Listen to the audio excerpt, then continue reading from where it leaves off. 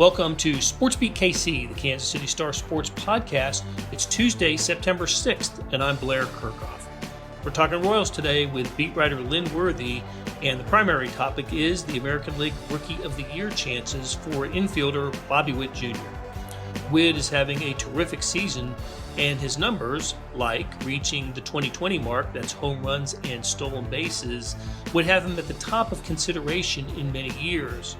But there's another player, Julio Rodriguez of the Seattle Mariners, who's reached the same milepost and has some better numbers on his slash line. So how does Witt stack up?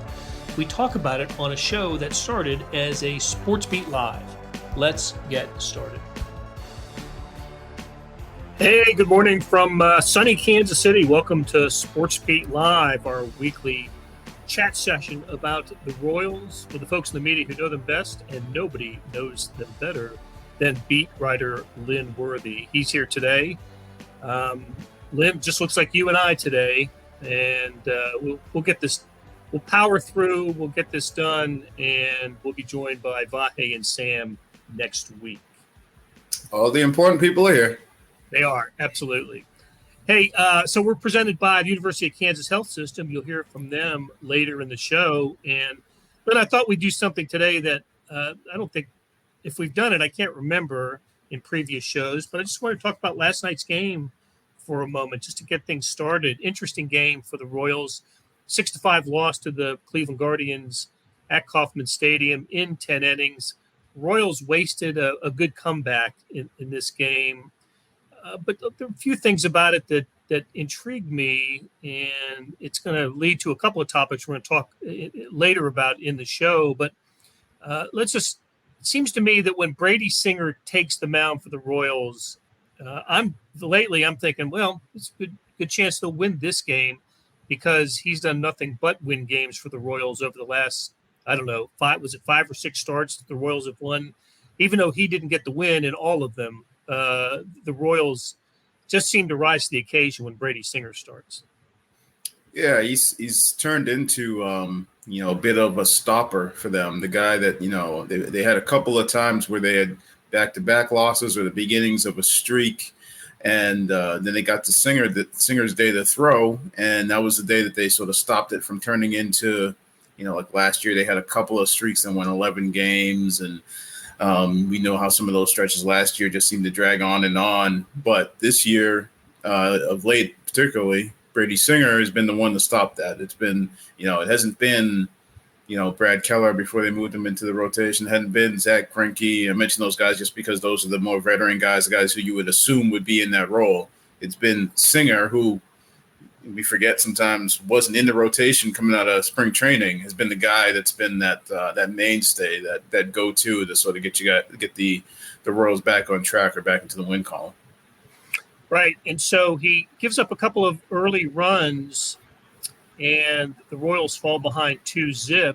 And then Drew Waters steps to the plate and with a runner on first, and this is what happens with Drew Waters.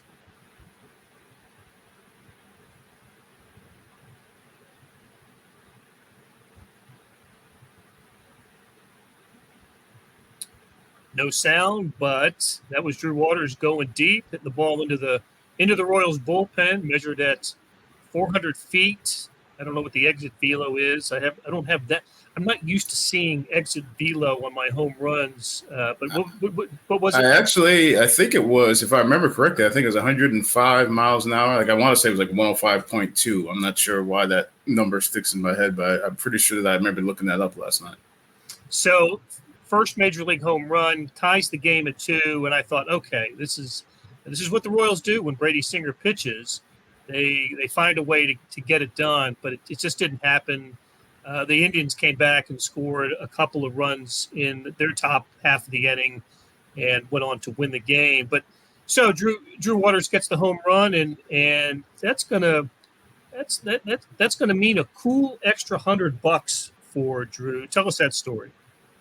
Yeah, so after the game, asked Drew about, the media group asked him about, obviously one of the first questions is, well, what went through your mind when you realized you got your first homer?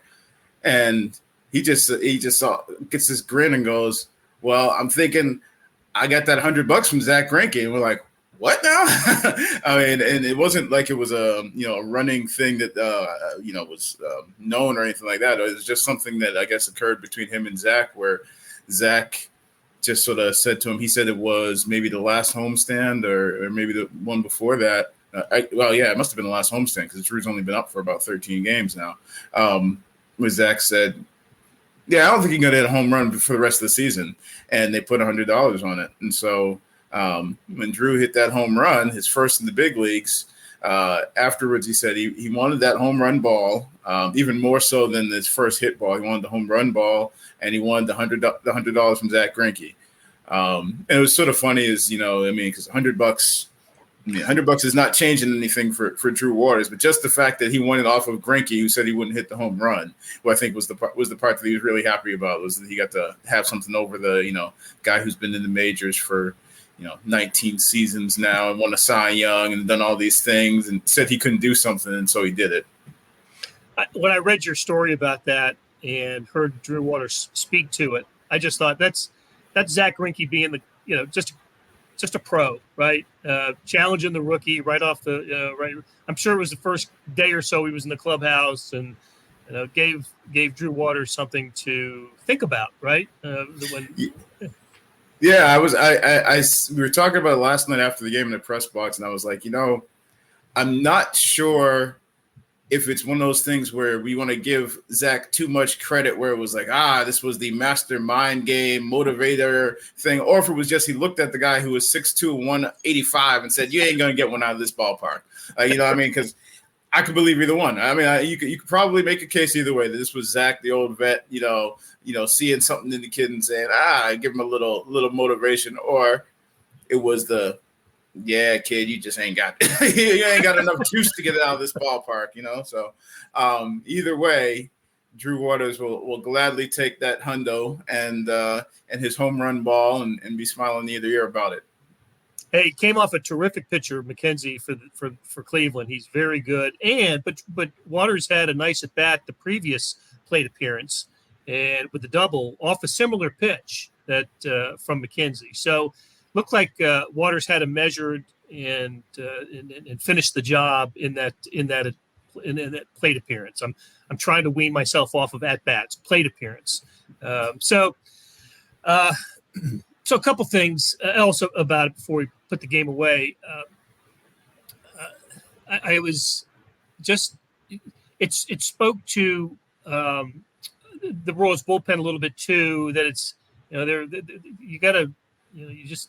This is what the Royals are now, bullpen wise. They're not going to match Cleveland's bullpen, and there are just some as the Royals play out the string here, the final 3 weeks of the regular season or so, of which they're going to play not 3 weeks, about a month really, and they're going to play Cleveland 144 more times I think in this last month. It's going to. Cleveland also in a pennant race, in a pennant chase, so obviously going to be motivated in a way that the Royals, aren't. Not to say the Royals aren't motivated. They got so many rookies in the lineup, all looking to finish strong. But anyway, I guess a roundabout way of saying Cleveland's a pretty good team. Don't just because they don't have one of the best records in the American League, they are, I believe, still leading the division, and Royals have a kind of a tough chore for the rest of the way, don't they? Coming down the stretch. Yeah, and I mean, it should be pointed out, like you mentioned, the bullpen. So Carlos Hernandez gave up the 2 runs in the top of the 10th inning that ended up deciding the game. But up until that point, when so Singer made it through 6, the next, the guys that came in after that shut it down. I mean, I think it was Colin Snyder, Anthony Misevich, and Scott Barlow came in and locked it up. And then Hernandez, you get that 10th inning with the automatic runner, and then they decided to walk Jose Ramirez, who's just seemed to kill them in big spots, for the last however many years. And he got the first out, and then he gave up this double that just sort of kept carrying off until it smacked off the wall in center field. And held it at those 2 runs. But I mean, it's And we talked to Carlos and to Matheny after the game about that pitch, and it's like it was a breaking ball below the zone, first pitch that this guy just went out and got. So it's one of those ones where it's, I guess you sort of tip the cap, but the bullpen has been good of late. I mean, they were lights out, I think, at the end of that last series in Detroit. Had 3 strong innings there at the end of the game, but depth. I mean, I believe Dylan Coleman wasn't available yesterday, and he'd been pitching really well lately, but he's also pitched, a lot in the last couple of days. So they're still trying to figure out some things about that bullpen. Like, it's not going to be the exact bullpen that they go into next season with, but there's some different pieces there that they're trying to find out about, whether it's, Hernandez in that role or Brad Keller in that role. Coleman starting to look like he could be a more of a counted on guy. Remember, we got you're talking about bullpen that earlier in the season relied on some guys who aren't really available right now, whether that's Josh Tomlin on the IL or Taylor Clark on the IL. So they're the bullpen, is always a year-to-year proposition putting together a bullpen, but they feel like they've got some pieces there. They're just trying to get a look at some guys right now and see how they might fit in those roles going forward. Yeah, Jake Brentz is another one from injured earlier this season. So, all right, let's do this. A couple other topics we need to get to, including Bobby Witt's American League Rookie of the Year chances and what's coming, who's coming available next, basically from the world of injury. But let's first take a break and hear from the University of Kansas Health System. March 4th, 2015, I got out of the shower and felt a lump in my left breast. We were able to quickly uncover that she had 2 subtypes of breast cancer, each of them requiring separate and unique treatment plans. This is why you come to the University of Kansas Cancer Center. It is critical to be treated by a team of experts in that specific cancer type. If you don't start with us, I think you'll have more questions than answers. Why would you go anywhere else? Hey, this is Blair. There are several ways to access the Star Sports section. Let me tell you about a couple of them. There is Sports Pass. For $12.99 a month, you get unlimited digital access to all of the Star Sports content, including beat writing, columns, features, pretty much everything we write. The deal renews monthly until you tell us to cancel. For $159.99 a year, you get everything the Star has to offer digitally, including sports and the e-edition. Go to kansascity.com and drop down to the bottom of the page where it says Start a Subscription for more information.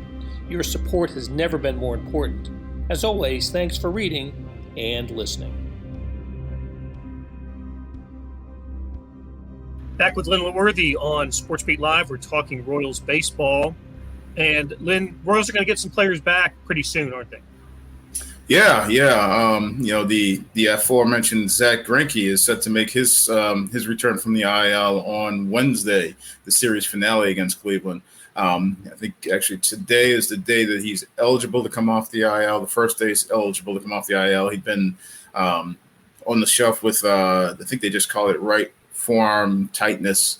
He'd had a flexor strain earlier in the season that he had an IL stint for. He came out of his last start in Tampa with just feeling a little bit of tightness in that forearm after about 4 innings and been working through that. He had the IL stint, and he looks like he's going to be able to come back tomorrow, and they penciled him as the starter. Haven't made that roster move yet, but I expect they'll probably wait till tomorrow before the game to do that. And then on rehab assignment, Vinny Pasquantino, who's actually eligible, basically any day now to come off the IL. He's been eligible. They sent him on the rehab assignment with AAA Omaha. And I believe that the plan, it sounded like he was at least probably still going to be there tonight playing with AAA Omaha, but he could be back, in any day now. And of course, Edward Olivares is also on the rehab assignment. He was on the 60-day IL, so I think he still has more than a week before he can return. I want to say that, and I'm not looking at it, I want to say it's like the 17th maybe is when he's eligible to come off of the IL, so you won't see him before then. He'll still keep doing his rehab assignment, but he's also down there with AAA Omaha, getting back into the swing of things. He's had that was the second quad injury that he had this season. And so he's, when he's been healthy, he's been arguably one of their best hitters. He just has been in and out as far as injuries this season. And it was a shoulder with Vinny. I just realized I didn't mention that, but it was a shoulder issue that Vinny's been dealing with. And again, he's probably, I wouldn't be surprised if he's back even before this homestand's done. Prado's been getting just about every inning at first base then, hasn't he? Yeah. And he's been swinging it well. He was part of, over the weekend, they had the day where they made some major league history with 4 rookies homering in the same game, and he also had I think during the road trip he had maybe 3 home runs. I'm trying to remember what the number was, but he's been two in a game. Yeah. So he's actually, so it might have been, I can't remember, was it 3 or 4? Starting to run together because he had Bobby obviously had his home run. We're going to talk about, but yeah, he's been swinging it well. It seems like he's settled in a little bit. I know he had talked during the last homestand about making some adjustments. So he's seems like better at bats, even, hitting well off of some tough lefties too. So it'll be interesting. We've talked about it seems like for the last couple of months, but as guys start to come back, juggling who's going to play. I mean, even right now, juggling who's going to play, whether it's, Nate Eaton the other day on the road had a 4-hit game and then wasn't in the starting lineup either of the 2 games since then. Obviously, you got a guy like Bobby who's, who you can play at short and third, but then if Nicky's in the lineup and you want to put him at short, or if he's in the lineup and you're trying to put Bobby at short and Nicky's playing second, Michael Massey is maybe the odd man out, and he's been looking strong at the plate here, in his first taste of the majors. So there's a lot of moving parts, and they're going to continue to be moving parts as they bring more guys up. Indeed. Which, should keep people interested in this team through the rest of the season. Just, it's not, I said earlier, I used the term playing out the string, and that's technically what they're doing. They're not in the playoff chase. But unlike previous, teams that were headed for last or fourth and maybe barreling toward 100 losses, this one we look at with clarity on the future when it comes to more than a handful of players. You see future Royals on this, in the lineup, out in the field, and on the mound, and that's what to me keeps this season interesting. So, and of course, go ahead. Yeah, I was gonna say it reminds me too. You mentioned past teams sort of barreling towards 100 losses. In 2019, the last year with Ned Yost as the manager, I remember him talking about just sort of looking forward. And at this point, he knew he'd already announced he was retiring, and he was just talking about the roster, talking about some of the young guys coming. And now this is going back to 19, but I just remember him saying, he says, it's going to start to get tough. It's going to start to get tight as far as playing time and opportunities. Like it's going to start to get to be, a battle for chances. Whereas, back in 19, they were sort of able to run guys out there, every day and just sort of let them play and, just sort of let what happens because they need to get looks at those guys, and didn't, wasn't anybody who was necessarily pushing certain guys at that time. And he was already looking ahead, saying, it's gonna change. It's going to start to get tough for some of these guys, and I think we're starting to really see that now. You've maybe seen little bits of it the last couple of years, but now with a lot of the young guys and the homegrown guys all in, a limited amount of spots, I think we're really starting to see that. Okay, and of course, Bobby Witt Jr. is one that is foremost in our minds. Future star, current star, really, having a terrific rookie season. But when it comes to American League Rookie of the Year, there is at least one other player. Well, there's obviously one other player that has matched or exceeded Bobby Witt Jr. in several categories that would be considered when people vote for AL Rookie of the Year. And of course, we're talking about Julio Rodriguez of the Seattle Mariners. So, Lynn, just tell us first how Rookie of the Year in the American and the National Leagues are determined. So that is actually voted on by the Baseball Writers Association of America. It's usually, I believe, it's 2 votes per each city. So American League city. So there'd be 2 voters from Kansas City, as well as 2 voters from each one of the American League cities will get a vote. It usually rotates. I know I don't have an AL Rookie of the Year vote this year, so don't blame me. But and I'm not sure who does have it either. But I just know that that's usually how it works. I think I voted for it, I want to say a couple years ago. It might have been 19. I'm pretty sure it was the year that Alvarez from Houston won it, and I'm pretty sure it was a unanimous one. So, again, can't blame me on that one. Yeah, so it's usually a couple of voters. It's going to be people who've seen, all the American League teams. National League doesn't vote on American League. American League doesn't vote on National League for those awards. So it's going to be the writers voting. It was funny just thinking about it, because I want to say, just thinking of Houston earlier this season when they were in, it might have been April or May or something like that. It was early in the year. At that point in time, Jeremy Pena, their shortstop, looked like he was the leading guy and looked like, that Bobby might actually be running, at least at that point, behind him and Julio Rodriguez. And Pena has sort of dropped off at this point, not way off, but just he's dropped below those guys, which, for a young kid making his break into the big leagues isn't, unheard of. It's sort of, almost more of the norm compared to what you see out of Julio and Bobby. These guys who just keep going. And I mean, as much as, Bobby's been outstanding, played, shortstop and third base. I think as of today, he's leading all major league rookies in, I want to say, RBIs. I had it up here at one point. I know it's RBIs, stolen bases.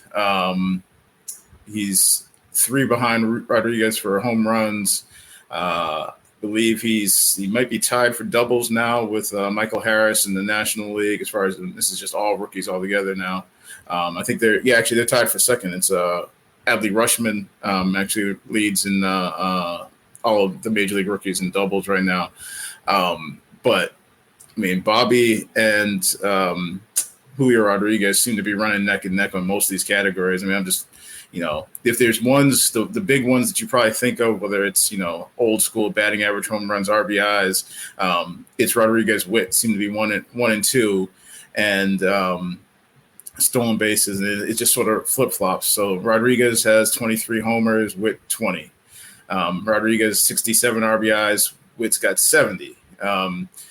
26 stolen bases for Witt. Rodriguez got 24. I think the thing that probably puts Julio over the top, he is leading a little bit in each one of the slash line. He's batting, not quite 30 points higher in batting average, but close to that. More like 40 on base percentage and like 30 on slugging percentage. And then Rodriguez has gotten the national attention because he was an all-star. His team's in a playoff chase. And he's a main reason for them having some of the success that they're having. So I think that's, why he's probably more the likely front runner. But Witt should be getting attention for some of the things that he's doing. Well, I think at this point, Bobby Witt would have to have a, incredible final few weeks of the season statistically to change minds. Because I agree with you that Julio Rodriguez is the favorite now. But I think Bobby Witt is second, and I would be disappointed if he wasn't second in the voting for this. You mentioned you were rattling off some of the numbers there, and of course, for Bobby Witt to be a 2020 guy, it just so happens in the same year, Bobby Witt became the fifth first-year player in Major League history to be a 2020 guy, 20 home runs, 20 stolen bases, but the second this season, right? Because Julio Rodriguez got there first.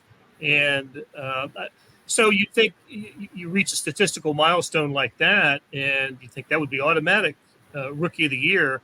Well, of the 3 previous players that recorded 2020s in their first season, only one of them went on to win Rookie of the Year. That was, I had to write it down, Marty Cordova for the Twins in 1995. The other 2, interestingly enough, Ellis Burks for the Red Sox in 87, that was the year Mark McGwire was Rookie of the Year after when he hit his 49 home runs. Kevin Seitzer of the Royals actually was second in the voting that year.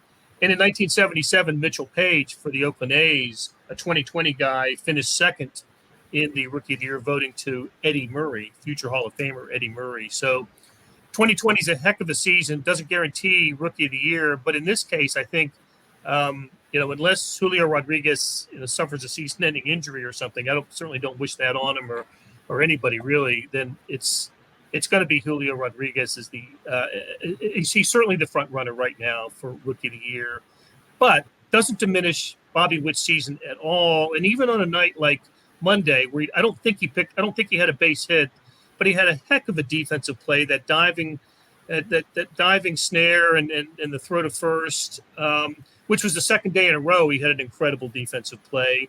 And this is a guy that doesn't have the great defensive numbers, but certainly knows how to turn in a highlight reel defensive play. And yesterday hustled on the air, going from second to third on an error, and ended up scoring on a sacrifice fly. And his hustle, got that run for the Royals that made it 4-3. So he's just doing so many things well. I wish he could put a few more points on his batting average over the final few weeks of the season, but no, he's setting himself up for a great major league career.